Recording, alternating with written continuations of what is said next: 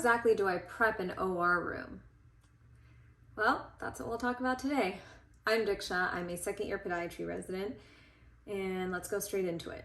So if you're either a fourth year podiatry student or a first year podiatry resident, that you're usually the one that is prepping the room if you are with an upper year.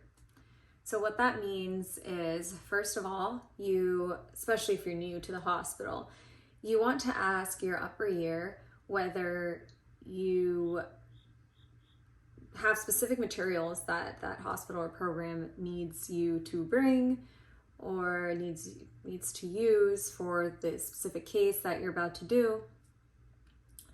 You also want to ask, more importantly, what the glove sizes are of the upper ear. So that means the inner glove, the outer glove. The inner glove usually is a larger size than the outer glove. For me, 6.5 for both inner and outer is my sweet spot, I realized, but a lot of people do a larger size as the inner. Then you can move on to their gown size and then what local anesthesia they want to use. For different hospitals, different programs, they may use different things. For my hospital, we use 1% lidocaine plain, and then we also have 1/4% Marcaine on the back table, just to be ready for and prepared for whatever we may need later on. So in order to load the local anesthesia, if you weren't aware, oftentimes 5cc syringes are used. And then for the needle, you load up with the 18 gauge needle, and then you switch it out with the 27 gauge needle. Oftentimes, that's what's used to inject with, that 27 gauge needle. And then of course,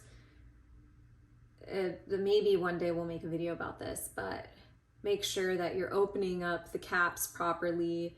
And if you are contaminating or not, I think it's just safe in general to always use an alcohol prep pad over that, over the bottle of anesthesia.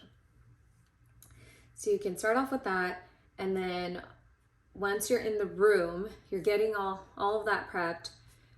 You give the scrub tech the gloves and the gowns, both yours and the upper ears. And then you then proceed to get a hip bump ready, a foot bump ready. Some hospitals don't actually have all of those readily available. The one I'm currently rotating through does not. So you just try to figure out how to navigate that by asking your upper ear. But what I have been doing is I just fold up towels, and that's used as a hip bump, or roll them up. Again, every hospital is different with what they require, so figure that out beforehand. And then you also want to aim the lights, the overhead lights. You want them to be aimed at the extremity that you're going to be performing the surgery on, as if it was already there. So you kind of just get it ready in advance. And then you also want to see if that case would need a tourniquet. Usually dirty cases, you don't need a tourniquet. But you get that tourniquet in advance, you figure out if it's going to be a thigh tourniquet or an ankle tourniquet, and you get the size accordingly. And depending on, again, how that hospital is, they might want a web roll underneath, they might want a Coban that's there and ready to go that you apply over that tourniquet in order to have it stay in place. You want to have that ready as well. Sometimes they want extra drapes, like 10-10 drapes.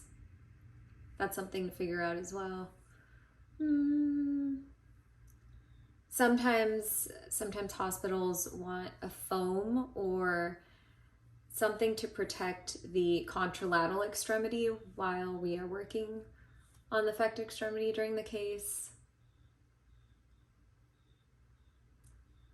Oh, and do not forget, don't forget to write your names down on the board.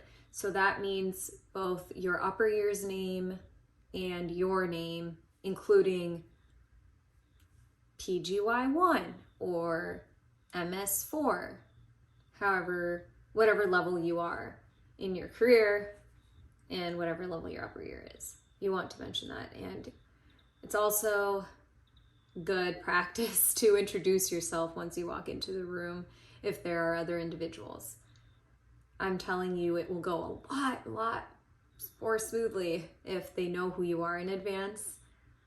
And that way they feel a connection towards you, they feel more safe, because you must already know, especially if you're a student, everyone's always afraid if you are new to the OR, then they're already automatically thinking, okay, this person will likely want to break sterility by, obviously unintentionally, but they're worried about that kind of thing. And there's other reasons, but that's a big one. So don't forget any of that.